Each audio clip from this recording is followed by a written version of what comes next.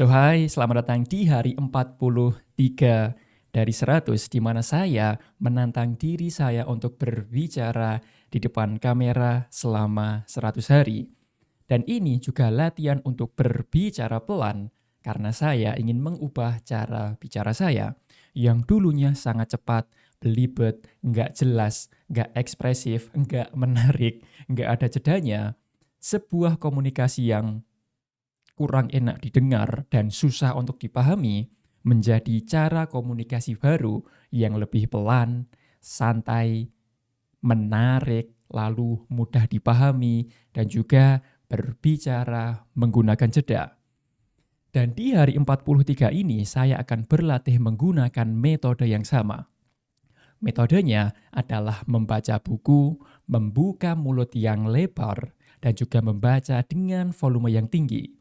Tetapi sebelum saya mulai latihannya, saya tidak akan lelah untuk mengingatkan diri saya sendiri. Dan reminder ini saya yakin juga akan bermanfaat untuk kamu. Reminder pertama adalah ketika kita berbicara di depan kamera khususnya, jangan berpikir bahwa kita ini berbicara dengan benda mati. Jangan berpikir bahwa kita ini ngomong dengan handphone atau kamera, tapi berpikir bahwa kita ini sedang berbicara dengan manusia asli, tetapi dengan cara online, bukan offline. Yang saya rasakan adalah ketika saya berpikir bahwa saya ngomong dengan kamera, maka koneksinya akan terputus. Dan untuk berbicara itu kayak nggak natural aja gitu, kayak AI, kayak suara robot yang flat dari awal sampai akhir. Tetapi ketika saya berpikir bahwa saya ini tidak ngomong dengan kamera, meskipun sekarang ini saya ngomong dengan handphone saya, dengan lensa handphone saya, tapi di pikiran saya ini berpikir bahwa saya berbicara dengan orang asli. Dan dengan mindset ini, koneksi dan juga empati dan juga simpati yang saya bicarakan ini menjadi lebih baik. Sehingga ada koneksi antara saya sebagai pembicara dan juga kamu sebagai penonton. Dan juga ini bisa menghindari kita ngomong flat, ngomong seperti robot, karena kan kita berpikir dan juga menanamkan mindset kita ini berbicara dengan orang yang asli. Dan reminder kedua adalah jangan lupa untuk berbicara menggunakan ritme, dinamika, dan juga nonverbal. Saya tidak akan lelah untuk mengingatkan saya, jangan lupa berpikir omongan yang kita sampaikan atau cara bicara kita itu sama seperti musik. Coba bayangkan kamu buka Spotify, terus mendengarkan musik yang nadanya sama dari awal sampai akhir. Nadanya flat saja. Kira-kira apa yang terjadi? Membosankan, monoton, bikin ngantuk, dan juga tidak menarik. Tetapi ketika kita buka Spotify atau buka YouTube musik atau Apple musik, apapun itu, lalu kita memutar musik yang menggunakan ritme dan juga dinamika, ada melodinya, ada tinggi rendahnya volume, ada cepat lambatnya kata, maka ini akan menjadi lebih menarik, lebih enak didengar, dan orang lain sudah pasti lebih tertarik untuk mendengarkan apa yang kita bicarakan. Jadi, Andre, jangan lupa untuk berbicara menggunakan ritme, ada tinggi rendahnya volume, cepat lambatnya kata, dan juga bonusnya adalah jangan lupa mainkan nonverbal.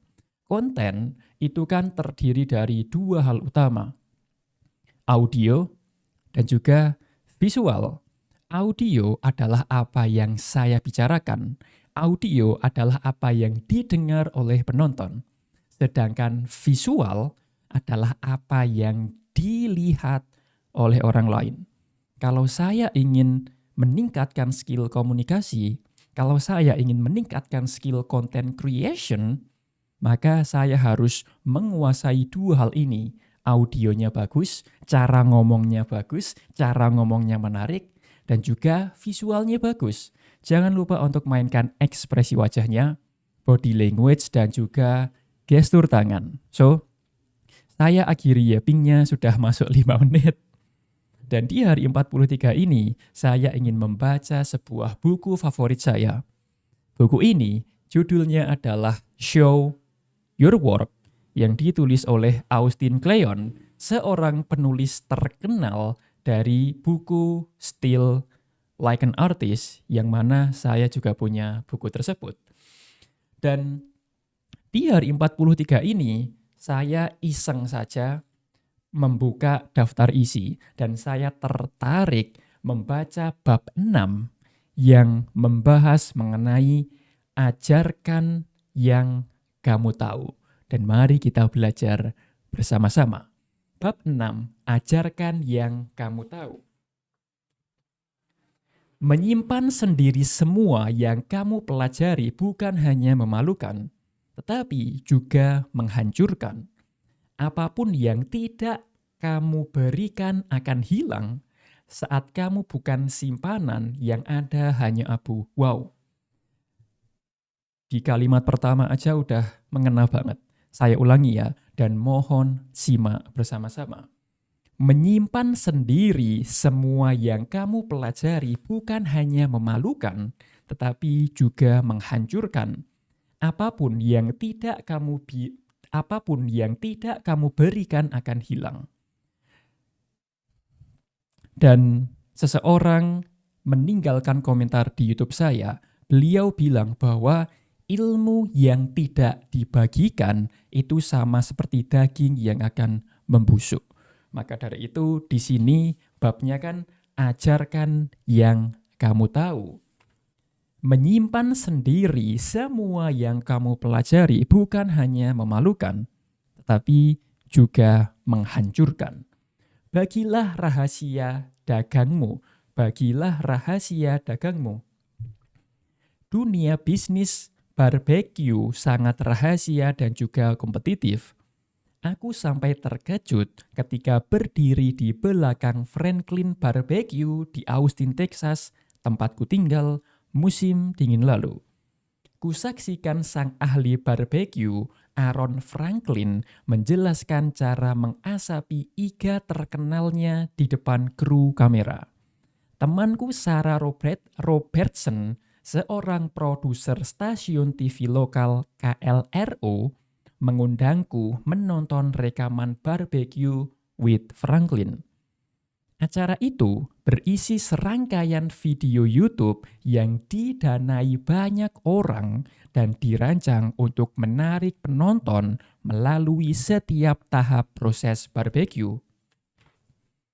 Dalam seri ini, Franklin menjelaskan cara memodifikasi pengasap yang dirancang khusus, cara memilih kayu yang tepat, menyalakan api, memilih irisan daging, menentukan suhu untuk mengasapi daging, dan cara mengiris hasil masakannya.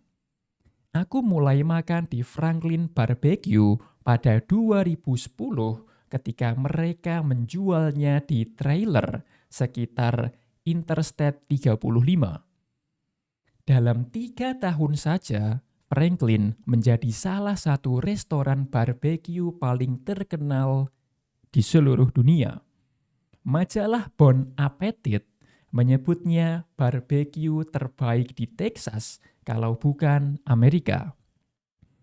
6 hari seminggu, hujan atau panas super terik, pasti ada antrean di blok. Setiap hari itu juga daging mereka habis terjual. Kalau ada bisnis yang mestinya merahasiakan kiat suksesnya, Franklin Barbecue lah yang pantas. Ketika aku berbicara dengan Aaron dan istrinya, Stacy, saat jeda syuting, mereka menjelaskan bahwa teknik barbecue sebenarnya sangat sederhana. Tetapi untuk menguasai tekniknya butuh waktu bertahun-tahun. Itulah intuisi yang hanya kamu dapatkan dengan latihan berulang kali. Aaron memberitahuku bahwa semua pegawainya mengikuti pelatihan yang sama. Tetapi ketika memotong daging bagian dada, dia bisa menebak dengan tepat siapa yang mengasapinya. Mengajar bukan berarti menciptakan pesaing. Mengajar, berbagi, membantu bukan berarti menciptakan pesaing. Hanya karena tahu teknik sang pakar bukan berarti kamu bisa langsung menerapkannya. Bisa saja kamu menonton tutorial Franklin berulang-ulang. Tetapi siapkah kamu meluangkan 22 jam sehari untuk mengasapi daging yang akan laris dalam 2 jam saja? Mungkin banyak orang akan mengatakan tidak. Kalau jadi aku, kamu akan lebih suka membayar $13 per setengah kilogram. Awalnya, pasangan Franklin hanya bermodal suka barbeque, lalu berusaha berbagi pengetahuannya. Orang sering mampir untuk belajar mengasapi daging bagian dada. Dan Aaron selalu murah hati dan sabar untuk menjawab pertanyaan mereka. Dan ini dilakukan secara percuma atau gratis. Mereka pernah menjadi pemula sehingga merasa wajib untuk menyebarkan dan membantu apa yang sudah dipelajarinya. Tentu saja, banyak koki dan pemilik restoran menjadi kaya dan terkenal dengan berbagi resep dan juga teknik. Betul juga. Di buku mereka, Rework, Jason Fried dan David Heinemeier Hansen mendorong pengusaha membina calon koki dengan mengajarkan kiat-kiat mereka. Apa yang kamu lakukan? Apa saja resepmu? Apa buku masakmu? Apa yang bisa kamu sampaikan pada dunia mengenai cara kerja yang informatif, mendidik, dan bernilai promosi?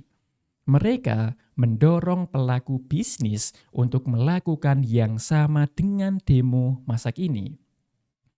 Pikirkan apa yang bisa kamu bagi dari prosesmu untuk orang-orang yang kamu sasar. Sudahkah kamu belajar satu keterampilan? Apa saja teknikmu?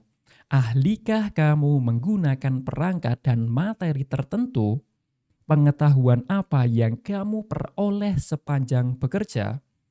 Begitu mempelajari sesuatu, berbaliklah dan ajari orang lain. Bagi daftar bacaanmu, tunjukkan materi rujukan yang membantu, susun tutorial dan unggah di internet, gunakan gambar, kata-kata, dan video, pandu orang setahap demi setahap menjalani prosesnya. Seperti kata blogger Katie Sierra, jadikan orang lain lebih baik di bidang yang mereka inginkan. Jadikan orang lain lebih baik di bidang yang mereka inginkan. Mengajari orang lain tidak mengurangi keahlianmu, justru menambah keahlianmu. Sewaktu mengajarkan cara kerjamu, otomatis kamu menarik perhatian lebih atas karyamu. Orang merasa lebih dekat dengan karyamu karena diizinkan memasuki apa yang kamu tahu. Berbagi karya membuatmu kaya. Wow. Pagi ini saya belajar poin yang sangat-sangat penting. Sebuah poin yang selaras dengan value saya. Sebuah poin yang saya percaya sejak dulu bahwa ini adalah poin yang harus saya sebarkan kepada lebih banyak orang. Dan poin itu adalah ajarkan yang kamu tahu. Saya punya quotes yang sangat bagus mengenai hal ini. Quotes-nya bunyinya adalah, if you don't use it, you will lose it.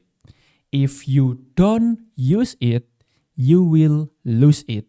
Kalau kamu tidak menggunakan itu, kamu akan kehilangannya. Kalau kamu tidak menyebarkan sesuatu, maka sesuatu itu akan hilang. Contohnya apa? Otot. Sorry, flexing bicep dikit.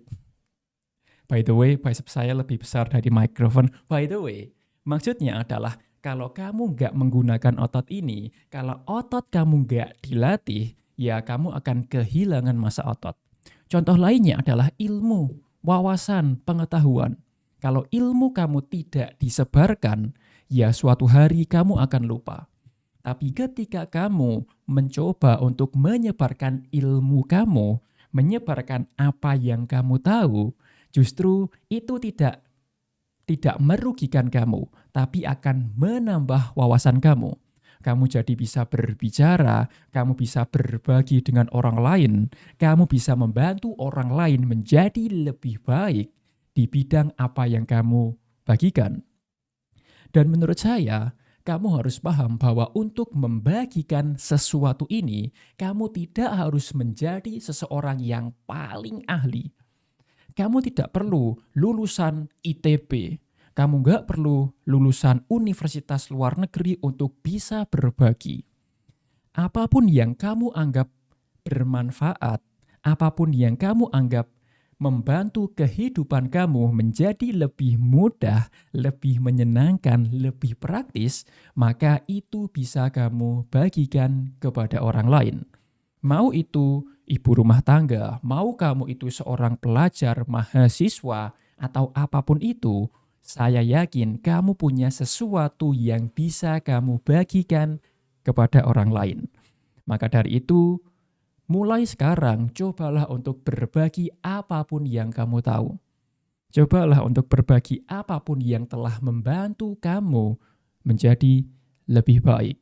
Karena orang di luar sana membutuhkan sesuatu untuk membantu mereka menjadi lebih baik. Dan ketika kamu berhasil membantu orang lain menjadi lebih baik di bidang yang kamu ajarkan, maka kreditnya akan kembali kepada kamu, hasilnya akan kembali kepada kamu. Dan ada pepatah yang bilang bahwa give more, get more. Semakin banyak kamu memberi, semakin banyak yang kembali kepada kamu. Maka dari itu, jangan lelah untuk berbagi.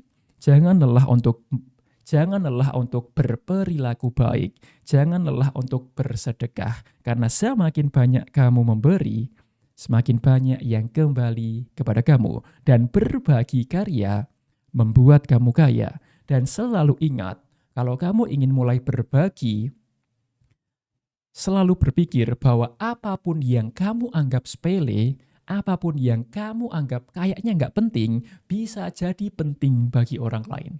Apa yang kamu anggap nggak menarik, bisa jadi menarik bagi orang lain. Maka dari itu, jangan terlalu overthinking.